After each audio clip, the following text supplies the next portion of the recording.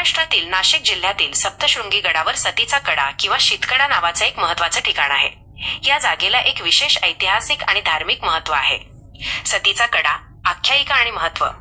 सतीचा कडा म्हणजे काय? सतीचा कडा हे सप्तशृंगी गडावरील एक उंच ठिकाण आहे। पौराणिक कथेनुसार सती देवीने यज्ञकुंडात उडी मारली होती, ती जागा याच कड्याशी संबंधित मानली जाते।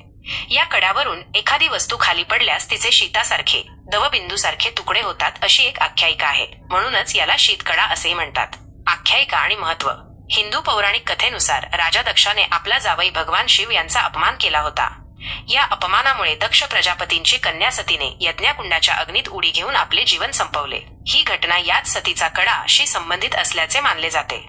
सप्तशृंगी देवीचे मंदिर हे महाराष्ट्रातील देवीच्या 3.5 शक्तिपीठांपैकी एक आहे। हे आद्य शक्तिपीठ मानले जाते आणि या ठिकाणी देवीची 18 भुजा स्वयंभू मूर्ती आहे।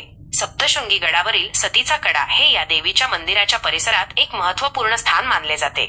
या जागेचे ऐतिहासिक महत्त्व आणि धार्मिक संदर्भ यामुळे याला विशेष महत्त्व प्राप्त झाले आहे। स्थान: सतीचा कडा महाराष्ट्रातील नाशिक जिल्ह्यातील वणी येथील सप्तशृंगी गडावर आहे। सप्तशृंगी देवीच्या दर्शनासाठी येणाऱ्या भाविकांसाठी हे एक महत्त्वाचे ठिकाण आहे।